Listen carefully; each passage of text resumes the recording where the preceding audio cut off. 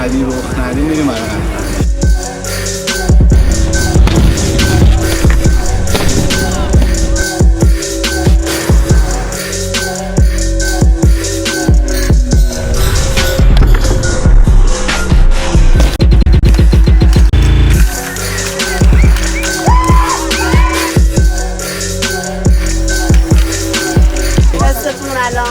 خیلی خوشحالم. حقی که باید 1401 توی اصفهان به میدادن و به ناحق گرفتن الان با قدرت با اقتدار گرفتن بدون هیچ شکی.